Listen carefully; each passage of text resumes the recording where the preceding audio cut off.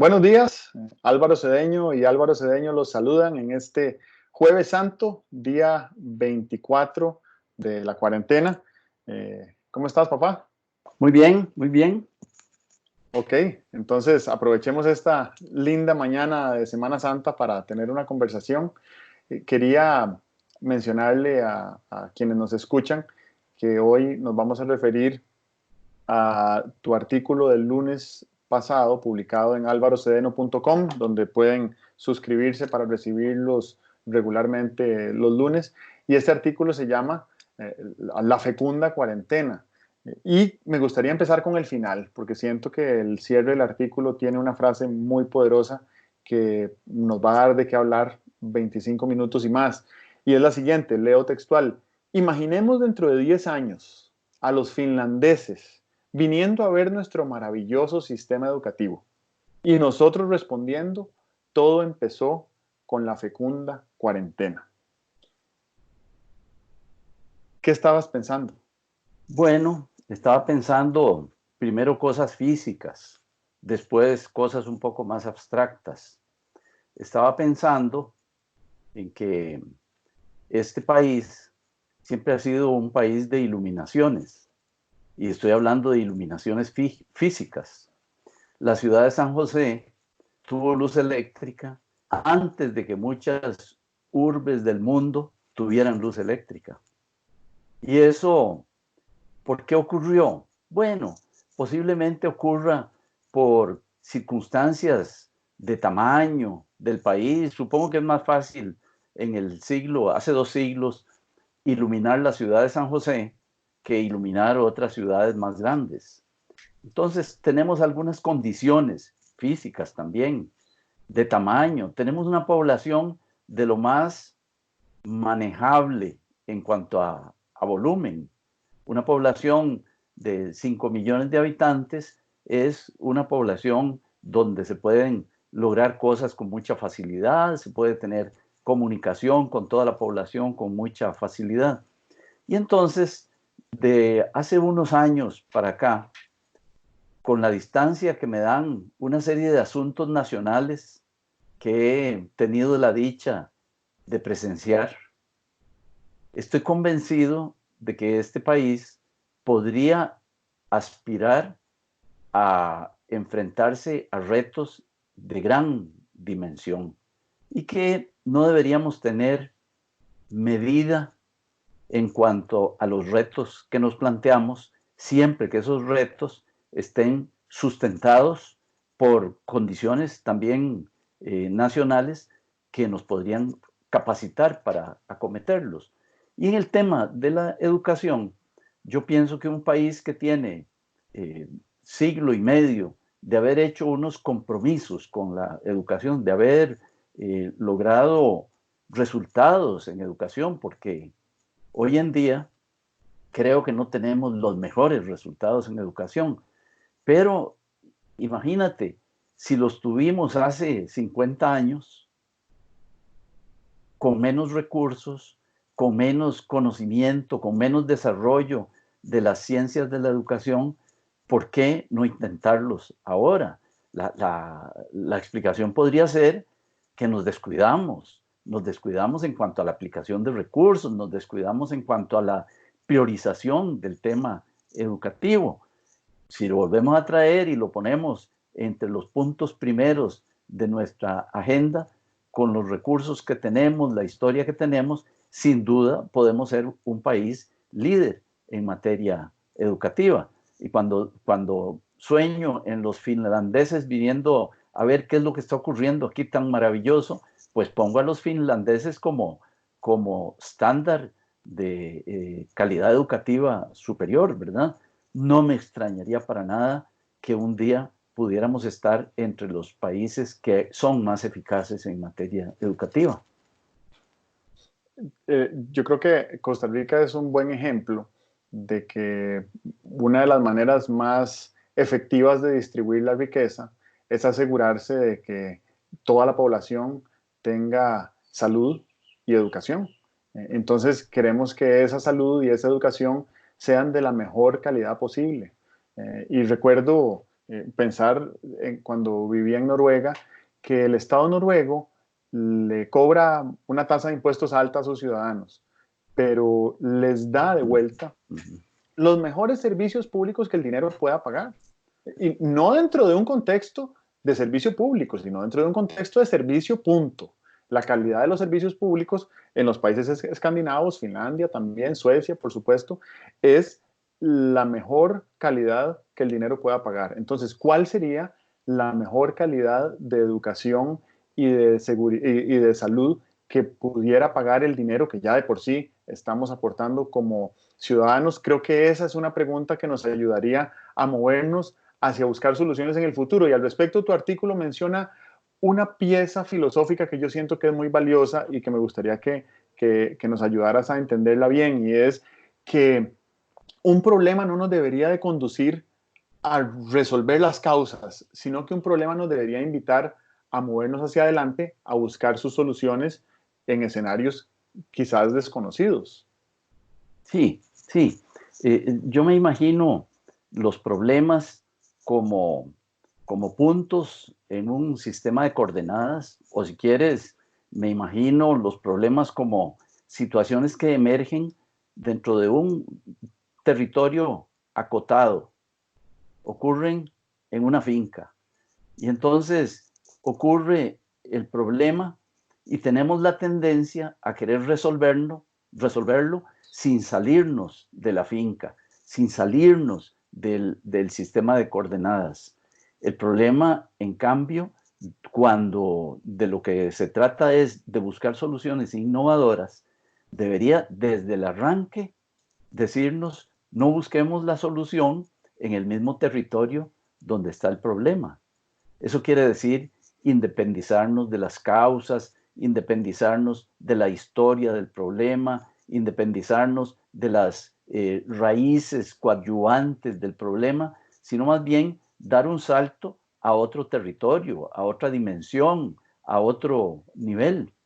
Esa es la idea en ese sentido. Para poner un ejemplo concreto, si voy en la bicicleta y se me desinfla una llanta, posiblemente lo primero en lo que piense es en buscar un inflador, pero a lo mejor lo que debería hacer es buscar un taxi para irme con todo y bicicleta, o buscar un taller donde me la pueden reparar, o buscar un lugar donde pueda dejar la bicicleta guardada porque no puedo esperar mucho tiempo porque voy para un determinado compromiso. Entonces, desatémonos del problema, lo cual es muy difícil porque naturalmente los problemas representan un desequilibrio y nuestra naturaleza trata de reducir lo más rápidamente y al menor costo, a toda velocidad, la brecha que se ha abierto, ¿verdad? La insatisfacción que se abre con el problema. Y es entonces cuando recurrimos a lo que llama el lenguaje popular, a agarrarnos de un clavo ardiendo, ¿verdad? Estamos en una situación, nos estamos resbalando y la única apoyo en que podemos agarrarnos es de un clavo al rojo vivo, nos vamos a agarrar del clavo al rojo vivo con tal de resolver el problema. Bueno, de lo que se trata es, no hagamos eso, con un poco más de reposo, tratemos de ver qué es lo que nos está diciendo el problema, porque los problemas hablan. Si los escuchamos, los problemas hablan. Y si tenemos la disciplina de decir, voy a escuchar esto, porque lo que quiero saber es por qué camino puedo pasar a otro plano, por qué camino puedo pasar a otro territorio, por qué vía puedo irme a otro sistema de coordenadas, siempre entonces estaremos en mayor probabilidad de llegar a soluciones innovadoras. A mí me encanta una cita de Einstein que dice que dice, si a él le dieran 7 días, si le dieran una semana para resolver un problema, él se pasaría de lunes a sábado planteándolo, planteando el diagnóstico, y el domingo lo resolvería, porque eso que dices es precisamente lo que él habla.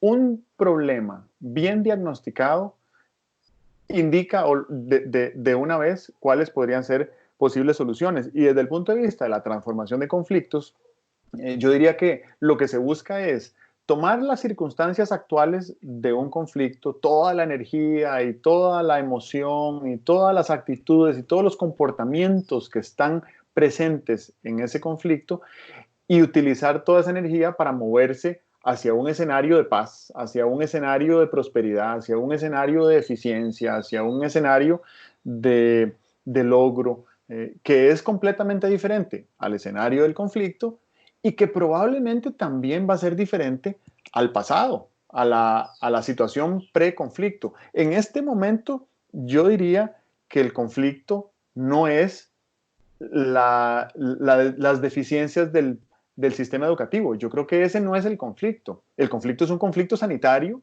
de repercusión económica. Pero llevábamos muchos años de estar diciendo y pensando, qué tirada las eficiencias, las deficiencias del sistema educativo, qué tirada la deserción escolar, qué tirada la falta de conectividad, no tienen carreteras digitales, por ponerlo de alguna manera, las escuelas y colegios de este país para que los estudiantes tengan acceso a toda la información que existe a través de Internet. Entonces, ese no es el conflicto, porque siempre lo habíamos visto y lo habíamos aceptado y seguíamos caminando sin atenderlo, pero esta circunstancia actual, el conflicto en el que estamos, sí abre una oportunidad completamente fértil y nueva para que readecuemos aquel conflicto y pensemos de qué manera aprovechamos esta oportunidad y nos movemos hacia otros escenarios. Tú dices en el artículo que deberíamos de cambiar el paradigma de la enseñanza por el del aprendizaje. ¿Qué tienes que decir al respecto? Bueno, hace algunos años que vengo fascinado con el tema de los paradigmas. Los paradigmas nos atan, los paradigmas condicionan nuestra acción, condicionan nuestro pensamiento. Y voy a hablar primero de un paradigma relacionado con el punto del cual venimos hablando.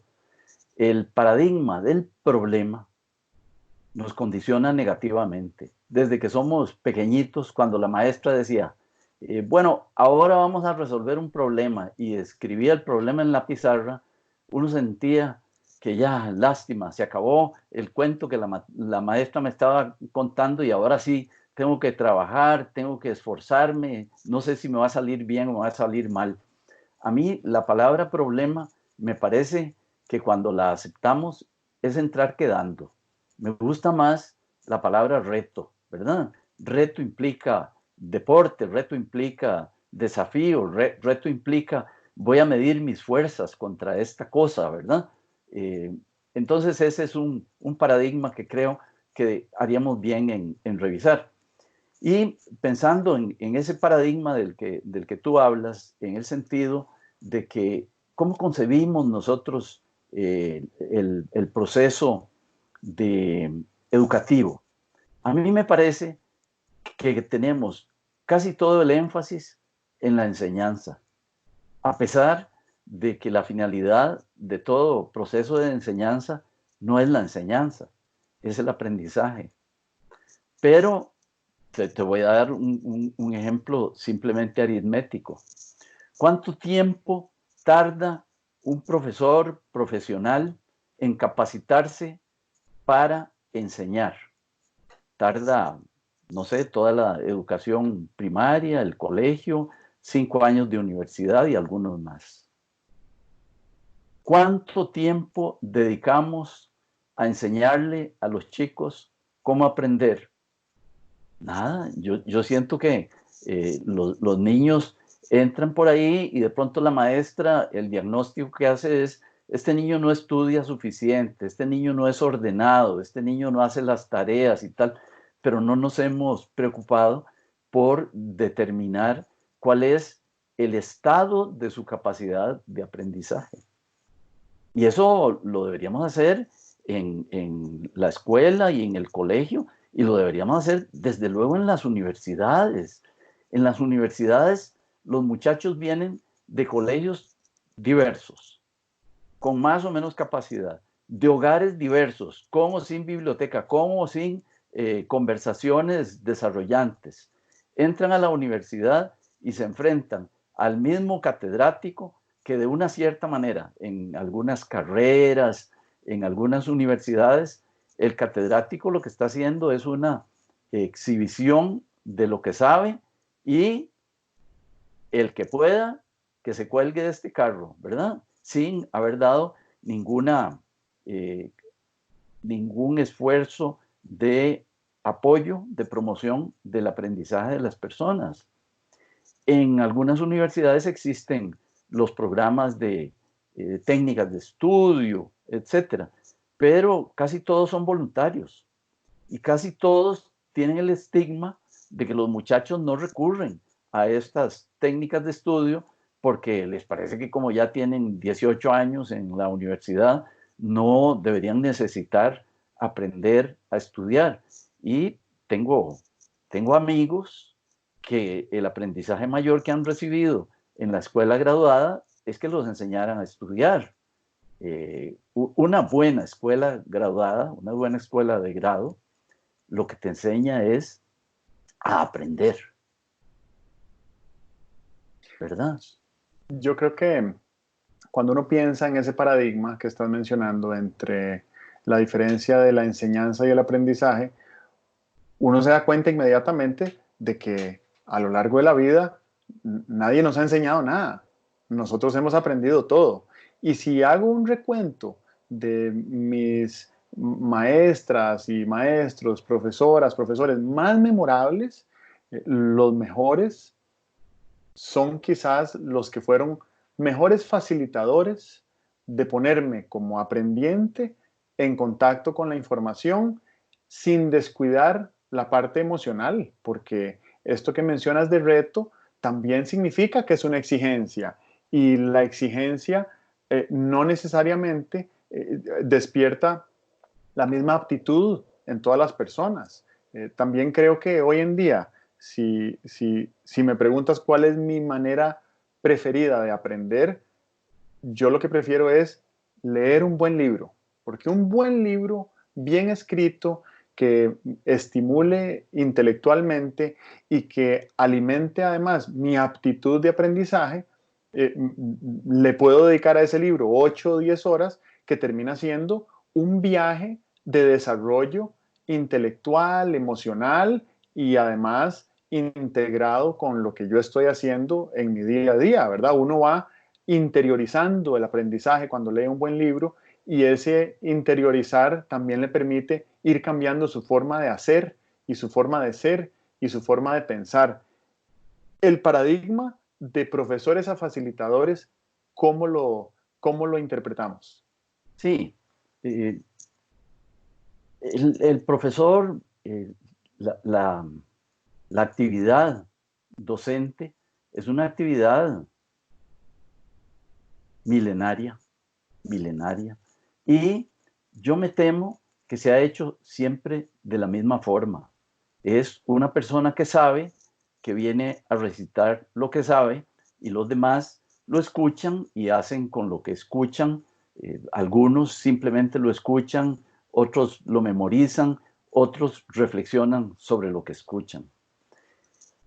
El, el quid del asunto está en reflexionar sobre lo que escuchamos, pero no es sencillo hacer que los estudiantes reflexionen sobre lo que escuchan. Para eso se necesita no un profesor que emita clases, sino un profesor que facilite el proceso de reflexión. Las preguntas que hacía Sócrates eran un ejercicio de reflexión, la enseñanza socrática, y todavía uno encuentra por ahí profesores, algunos sin saber que están siguiendo el método socrático, que descansan bastante en las preguntas, en despertar la inquietud. Esa es la facilitación de la que hablamos entre los profesores.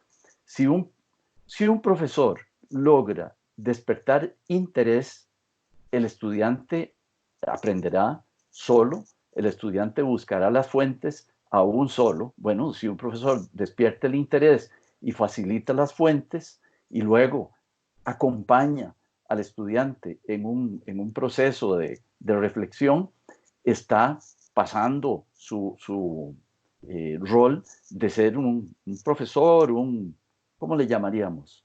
Un conferencista, ¿verdad? Un expositor, está pasando de ahí a ser un facilitador. El término facilitador es un término devaluado, porque veo mucha gente haciendo cosas que las llaman facilitación, pero que tal vez no son facilitación. Si facilitación es ponerse al lado de aquel a quien quieres facilitarle un proceso y empáticamente, una palabra que te gusta mucho, empáticamente tratar de entender cómo es que él lidia con los asuntos e irlo acompañando para que ese ejercicio de lidiar con los asuntos le produzca más resultados. El otro tema de la facilitación, creo yo, que es el que el profesor sea capaz de despertar entusiasmo. Si un profesor o un colegio despierta el entusiasmo de sus estudiantes, ya con eso se está garantizando subir varios grados en el nivel de eficacia. Hoy en día, los estudiantes, todos los hemos visto, están por ahí sentados esperando a que suene la sirena o la campana, porque están exactamente como cuando vas a ponerte una inyección, que dices, qué dicha que ya me puse esa inyección, pero de entusiasmo lo tienen muy bajo. ¿Y por qué lo tienen muy bajo? Porque hay una serie de cosas que compiten por el entusiasmo y por el tiempo de los estudiantes. Y ahí es donde el profesor desarrollaría o tendría que desarrollar una actividad muy refinada para poder despertar el entusiasmo por el aprendizaje en el estudiante. Y esto no es ninguna idealización, no es ningún sueño. Creo que todos hemos encontrado a lo largo de nuestra vida, más jóvenes, más mayores, tal, profesores que hacían ese ejercicio de facilitación del entusiasmo y uno sentía que su capacidad de aprender en aquella materia, en aquella asignatura, se había aumentado. Esa es una tarea donde deberíamos poner mucho énfasis, pero y el énfasis estaría desde las escuelas de educación que capacitan a los profesores, ¿verdad? Desde el liderazgo de los directores. El director que cree que dirigir un colegio es llenar una serie de fórmulas burocráticas, me parece que está perdiendo de vista que también los profesores que trabajan con él necesitan liderazgo y que el liderazgo que él debe realizar es un liderazgo de suscitar el entusiasmo de los profesores, que a la vez susciten el entusiasmo de los estudiantes. Yo diría que hay,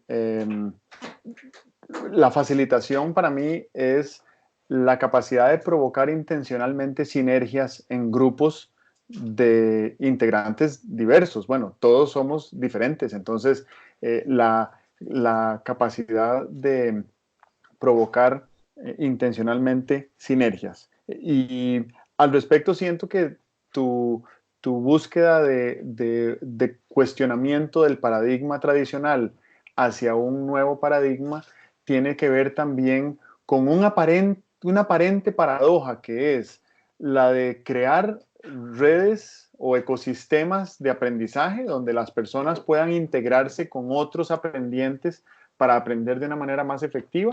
Y por otro lado, el hecho de que cada aprendiente tiene una diferente velocidad, no sé si esa es la palabra correcta, una diferente velocidad de aprendizaje. Entonces, ¿cómo hacemos para integrar redes de aprendientes y a la vez ser sensibles al hecho de que tenemos diferentes formas de aprender y diferentes velocidades de aprender y diferentes intereses también de lo que estamos aprendiendo?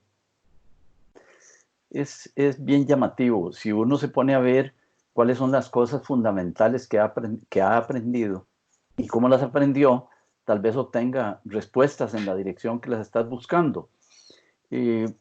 ¿Cómo aprendimos a hablar? Aprendimos a hablar socialmente. Era imposible que un niñito de 1 año aprendiera a hablar no sé, si estuviera oyendo unos videos y tal y cual, no, aprendimos a hablar por el intercambio que tenemos con la gente que nos rodea.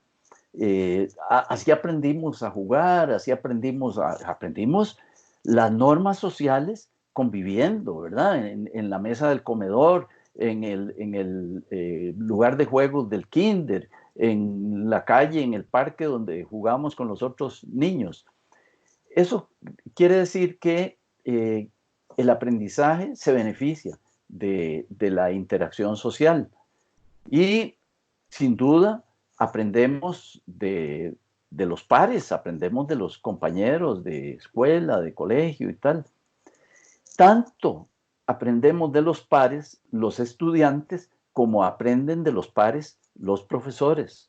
Entonces, una de las formas de organizar el aprendizaje debería ser construir muchas redes de apoyo. Y las redes de apoyo se construyen preferentemente en torno a temas que te entusiasmen, que te gusten. Entonces, yo creo que si logramos que los niños estén entusiasmados jugando un determinado juego y forman una red de apoyo en torno a ese juego, esa misma red de apoyo tenemos que utilizarla para que aprendan unos de otros. Trasladándonos al nivel de los profesores, también, ¿cómo va a haber un equipo de profesores en un colegio, por ejemplo, que no sea un equipo? ¿Cómo va a haber un grupo de personas que lleguen por aquí, pongan sus cosas en su casillero, den su clase y se marchen sin tener un intercambio? ¿Sería posible?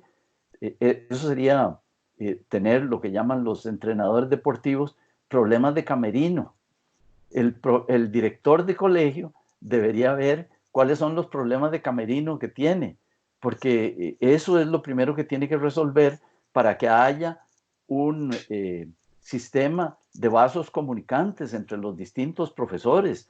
Imagínate, el profesor que hace una innovación y viene y se la cuenta a sus compañeros y les ofrece la ayuda para que si quieren ellos, él estará dispuesto, él o ella estarán dispuesto a facilitarles el apoyo para que logren desarrollar cosas. Por ahí he visto ahora, a propósito de esta crisis, muchos profesores que publican y dicen, he hecho mejoras en mi manera de hacer videos. Si quieren, escríbanme y yo con mucho gusto compartiré con ustedes lo que he aprendido. Bueno, ese es un par apoyando a otros pares múltiples desconocidos, ¿verdad? Uh-huh. Yo diría, y ya con intención de ir cerrando, que hay algo que a mí me resulta muy llamativo de eso que acabas de ilustrar, porque se refiere a cómo está estructurada o diseñada la filosofía del método educativo Waldorf que creó Rudolf Steiner. Y a pesar de que es un método que ya tiene 100 años de existencia, se le dice que es el método educativo del futuro. No porque sea muy visionario, ni muy modernista, ni muy tecnológico. Todo lo contrario, es lo más simple para lo que necesita una especie como la humana, que es una especie social por excelencia. Y entonces la educación Waldorf se fundamenta en que es un sistema educativo de la comunidad, por la comunidad y para la comunidad. Y pase lo que pase, dentro de 10 años, dentro de 6 meses, dentro de 25 años, el ser humano va a seguir siendo un ser social, va a seguir encontrando fortaleza en la sociedad, en la comunidad, en las organizaciones, en las familias, en los grupos y en los núcleos donde interactuamos y convivimos. Y lo cierto es que así es como aprendemos. No podríamos identificar exactamente de quién aprendimos todo lo que sabemos. Entonces, lo importante es que haya una comunidad que sea fértil y que esa fertilidad nos nutra como integrantes de ella y que le podamos aportar. ¿Te gustaría cerrar con alguna idea? ¿Cuál sería tu momento culminante de esta media hora que hemos conversado? Es algo que todavía no he dicho, y es que yo creo que la educación no tiene que ser uniformadora. La educación debe permitir que florezca cada uno según puede florecer. Unos echarán más ramitas, otros echarán menos, unos darán más fruto, otros darán menos. Es que la especie humana es así, somos diferentes. Todos deberíamos tener las mismas oportunidades, pero el sistema educativo debería aceptar que todos vamos a tener resultados distintos. A mí me parece que hemos cometido el error de pretender uniformar. Y uniformar quiere decir tratar de forzar a unos a que den un fruto que no es posible que den, como otra cosa peor, y es detener a algunos que son capaces de fructificar mientras están esperando que el programa marche a la velocidad del promedio del grupo.